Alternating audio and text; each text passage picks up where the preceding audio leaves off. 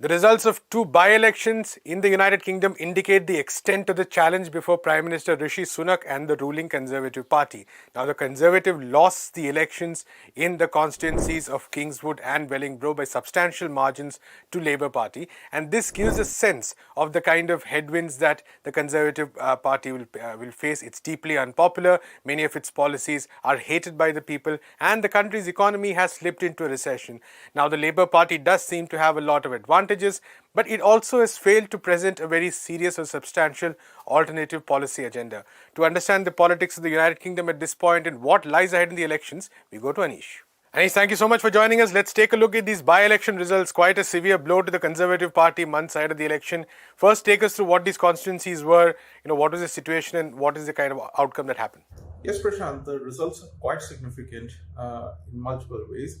One is definitely the fact that both the seats that went into by-elections were Conservative strongholds. They have been held by the Conservative Party for years together. For instance, Wellingborough was held since 2005, so nearly 20 years of Conservative representation from that constituency has been brought to an end.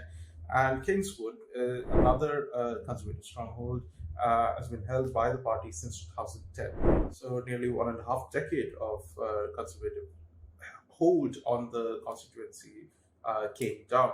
And this is also nothing new at this point in time. There have been 11 by-elections that have happened since the Rishi Sunak government has come into place.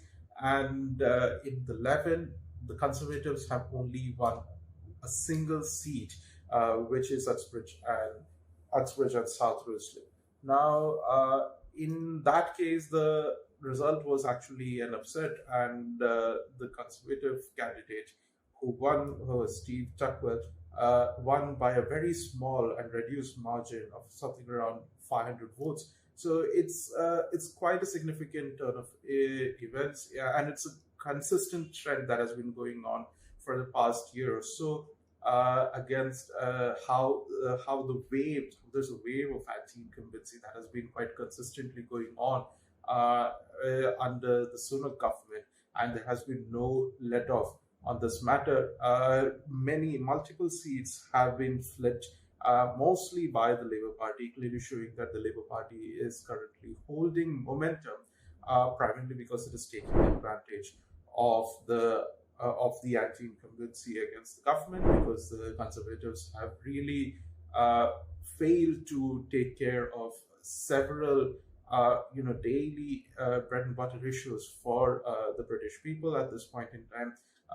The cost of living crisis is still there, even though there has been a let-up over the past couple of months. It is still, the after effects are still quite prevalent. And on top of that, the government has been pushing for several anti-democratic moves, trying to block or ban protest strikes, trade union strikes, or any kind of workers' mobilization. Very recently, there has been an attempt to target Palestinian protesters, and all of this has definitely clearly shows that there has been an impact that is only chipping away at Conservative base at this point, at the advantage of opposition groups, whoever is the strongest, and in this case, the Labour Party being the more organized with a national profile among all the opposition parties, is definitely gaining from Conservatives' weakness. Right, Anish, like we said, few months left for the elections, and already there's multiple reports stating that Labour definitely has an advantage. So what is the situation as far as both the parties are concerned, based on various polls, based on various estimates? What does this political situation look like now? Yes, so as I said, there is a general trend of anti-incumbency, and the Conservatives have not been able to plug that kind of bleeding of their votes that is being seen over the past couple of years now, actually, and it's not just a Sunak government hallmark. It has been happening under the previous, since at least the Boris Johnson government, where the Conservatives have been losing quite a few of their very significant seats. But since most of the by-elections have happened very recently, And in most cases, pretty much all of the cases that has happened under the Sunak government, it has happened primarily because of one of the other conservative party leader being held up in some kind of scandal. So and there has been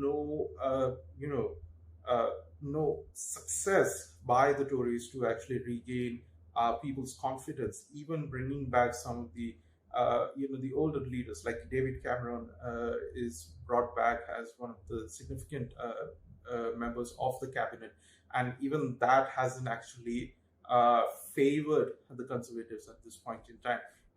So it clearly shows that there has been nearly 14 years of Conservative rule has really not made an impact. That is, the legacy is now for all to see. The post-COVID United Kingdom is really seeing the after effects of conservative, more than a decade of conservative rule, and how that has actually impacted the economy, the post-Brexit process, the whole COVID-19 mismanagement that only exacerbated the cost of living crisis in the post COVID-19 era. All of this has come to really bite back the Conservatives.